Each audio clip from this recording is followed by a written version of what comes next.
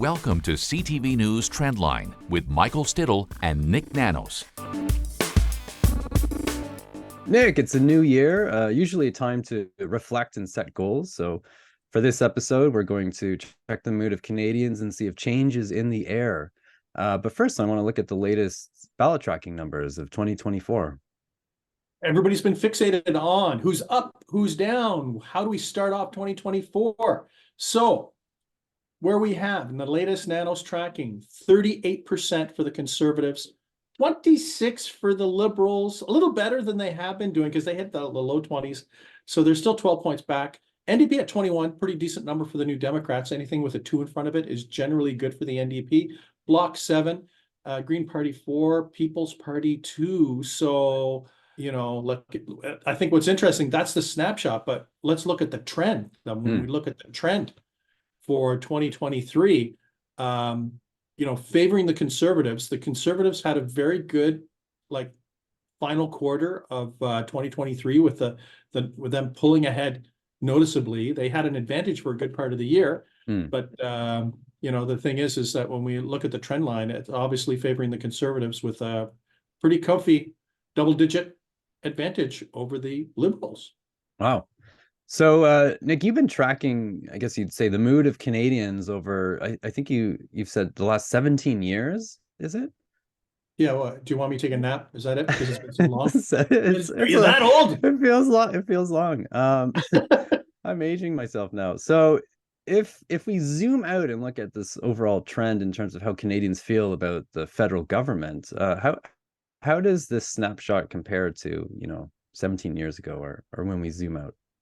Well, you know, the thing is that when we look at people's score for the performance of the federal government, when we look at the 17-year trend, you can see that the Liberals are breaking a record probably no government ever wants to break. Breaking a record for the lowest positive scores. You know, check out, people and how they score the federal government. They get to say very good, good, average, poor, very poor, but you can see a drop down.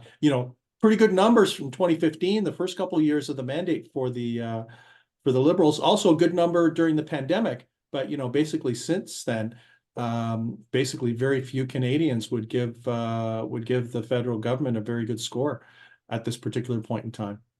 So going back, how does this compare to let's say how Stephen Harper was before he lost that election and Justin Trudeau became our prime minister? On the performance scores, worse.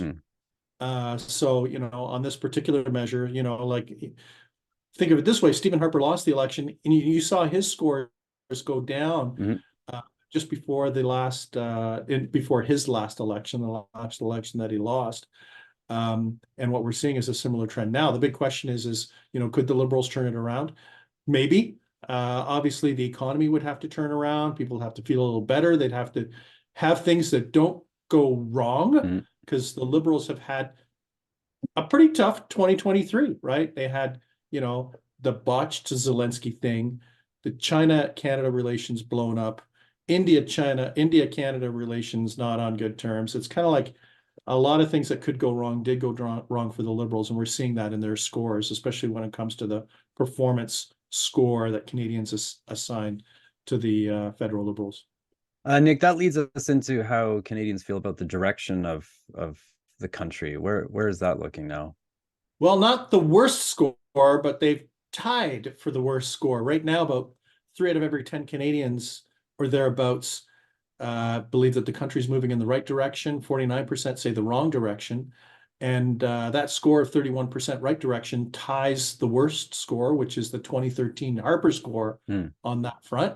Much lower than 2015. If we look at the Liberals back in 2015, in their first year of their mandate, 63% of Canadians thought that they were moving in the right direction. So it's kind of cut in half, that particular score. And, the thing is 31 right directions, not enough to win an election. That's for sure. Like, the right direction has to move into the mid-30s for the government of the day to have a chance to win an election. Now, going back to when Trudeau was first elected as prime minister, he campaigned on a promise to, I suppose, what he said, restore Canada's international reputation and re-engage with the United Nations. You've also been tracking how Canadians feel about our international reputation and what they think it is. What have you found? Yeah, another record that governments don't want to break. We ask Canadians whether they believe that Canada's reputation internationally is improved, somewhat not improved, or not improved. 3%, less than 1 out of every 20 say, hey, our reputation internationally has improved. Another 10% somewhat improved. So only 13%, or a little more than 1 out of every 10 Canadians believe that it's improved to one extent or another. And this is another all-time low in our 17 years of tracking. And the thing is this is worse than the tail end of the Harper government. When we look at the trend line, it was about 18% improved or somewhat improved. That was 6 points higher than the Liberals right now.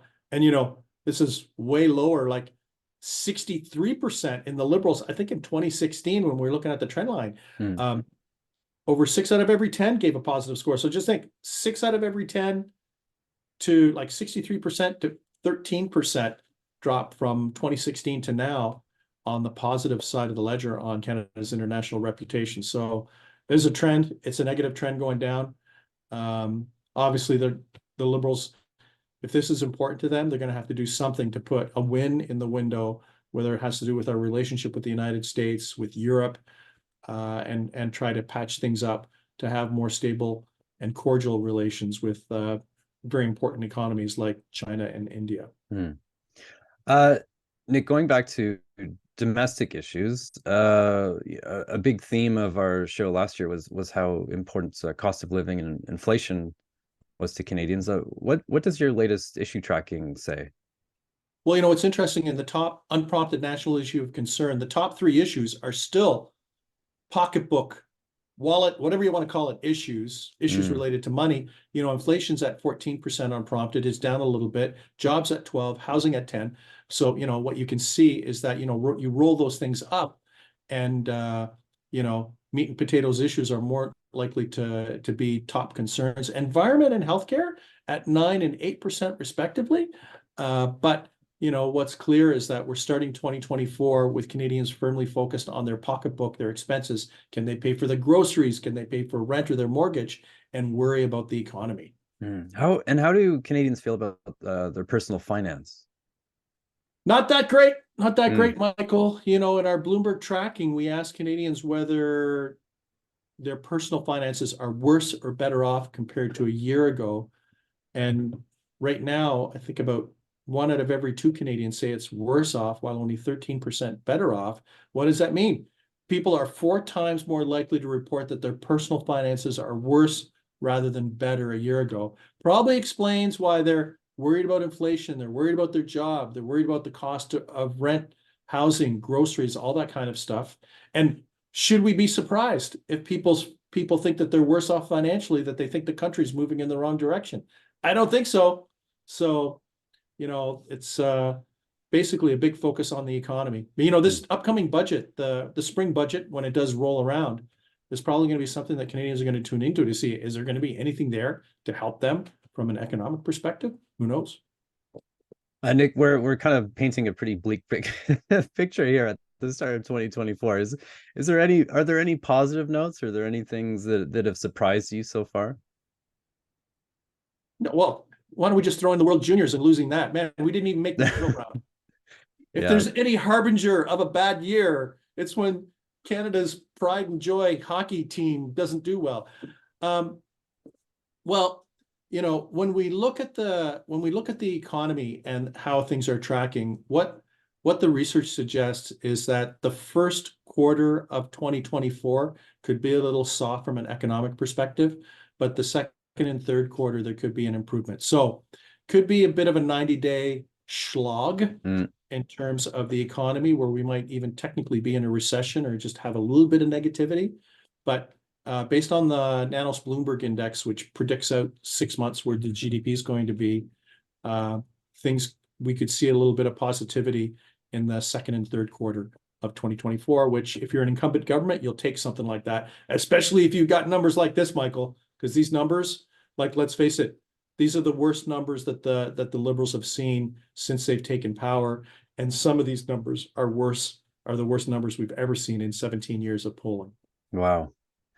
Nick, we're going to take a quick break, but when we come back, the year ahead.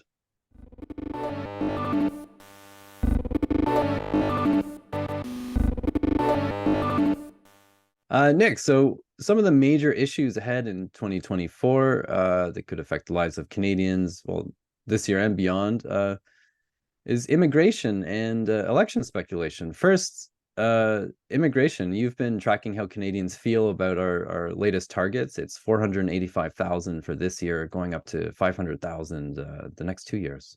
Yeah. And you know what? That number between 400 and 500,000, that's like, let's bring in the city of Hamilton every year. Right? That's basically what we're doing. The target is to basically bring in the equivalent of the city of Hamilton every year into the country. And, you know, what's interesting in polling that we just completed with CTV News, you know, we asked Canadians whether, thinking of this target in mind of 400 to 500,000 new people, you know, whether we should be taking more, fewer, or the same. And what you can see is a definite trend. You know, back in 2020, where we had the benchmark, about 12% of Canadians thought we should be taking more than the target. That's down to 5%. But, you know, when you look at the numbers on the proportion of Canadians that want to bring in fewer than the target, that is at 61%. It's now a majority, and it's up a full 11 percentage points since 2020. So what does this mean? That just does not mean that Canadians are against immigration. But I think of it this way. We talked about earlier people struggling to pay for the bills, the groceries, the rent, the mortgage, housing affordability being a big issue. And, you know, I think for average people, they're just like, okay, so we're going to bring in new Canadians. Okay, where are they going to live? And then they're not experts, but they connect the pressure on the housing market with bringing in that target of bringing in 400,000 to 500,000 new people into the country, because obviously they've got to live someplace. We saw that last year too, how the housing crisis has kind of mirrored this this concern over higher targets as well. Yeah. Nick, what about temporary foreign workers? Well, in a survey that we just completed with the Globe and Mail, you know, so we know that on immigration, people are a little nervous. Why don't we just use say that they're nervous? But on temporary foreign workers, actually, a pretty comfortable majority support or somewhat support, you know, employers bringing in temporary foreign workers and temporary foreign workers, you know, coming into the country and stuff like that. And I think this is the difference, Michael, between those two things, because the temporary foreign worker program, where employers who need individuals to come in to do specific types of jobs, is for a purpose, right? It's not like, let's bring in 400,000 or 500,000 people and we'll figure out what they're going to be doing after that.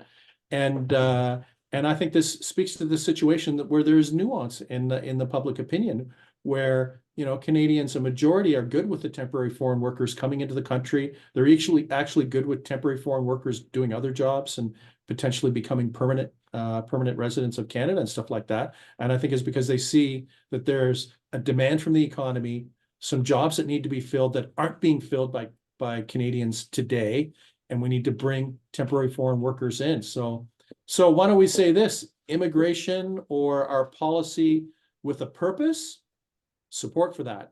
Pretty good support. The generic one is kind of like, how is that going to work and all that kind of stuff. Much less support.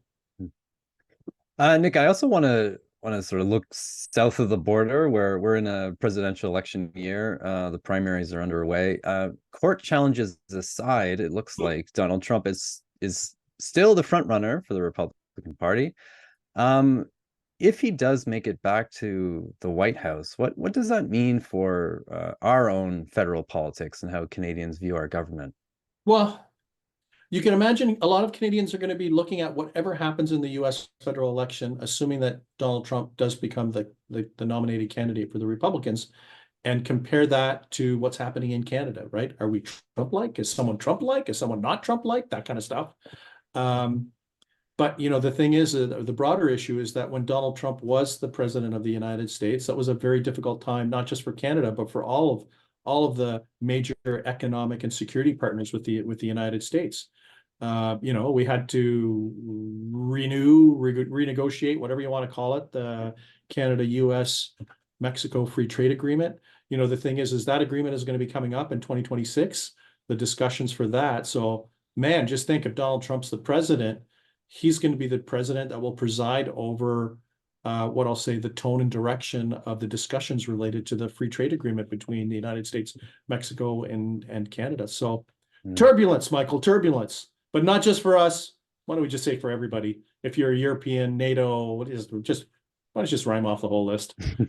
Who knows what will happen? I think, but the one thing that we should say is that I would expect that Donald Trump, if he does win, will be much better prepared, at least from his perspective, to be president and try to institute change. I firmly believe that when he won before, that he didn't think that he was going to win, and it took him a little while to kind of figure things out, kind of where the furniture is and stuff like that. So if you thought his previous time as president was bad, imagine him being more prepared and more purposeful in terms of his agenda this time. Could speak to, why don't we just say it's just something that everyone is going to have to manage with. But you know what? We have to respect the democratic process. If the Americans elect a president that wants to have a domestic agenda, what are we supposed to do? You know, in the same way that we expect other countries to respect our democratic process. Nik, here in Canada, the Liberals and NDP have a governing deal that's supposed to last until 2025, but as we've been talking about a lot, the political landscape here is a little turbulent, and it seems like a lot of Canadians are looking for change. What do you think are the chances that we might see an early election, even a fall election, at the same time that Americans are heading to the polls? Yeah, I'm watching the NDP numbers. You know, like right now in the latest tracking, the NDP in the Nanos tracking are at around 21 or thereabouts. If they start creeping into 25, I would expect that Jagmeet Singh and the New Democrats are going to seriously look at not triggering an election, but pulling out of the parliamentary arrangement, but not causing an immediate election. So that could happen. But you know what? If you're Jagmeet Singh and your numbers go in the opposite direction, if they go down to 18, 17, 16, or 15, they're not going to want to have an election. They'll probably want to drag out the parliamentary arrangement as much as they can. The other thing that the New Democrats have to do is deliver on something other than the dental plan stuff that they delivered before with the Liberals because of the parliamentary arrangement. So he's got to get like something else in the window to say, hey, yeah, you might not like the Liberals. I've been propping them up, you know, in the House of Commons, but look, we've done two things. The New Democrats have made two things happen. But you know what? For the New Democrats, if they could make something happen on housing, that would actually be a big political winner because, you know, we talked about what people are worried about. Healthcare is like, you know, after inflation, after jobs, after housing, after the environment numerically, it's at 8%. You know, if the New Democrats could get something, a win out of the Liberals on inflation or housing, that would be an alignment where, you know, I think that would be a natural for the NDP, but also politically probably a bigger gain for Jagmeet Singh. Nik, let's leave it there. As always, thank you very much. Take it easy.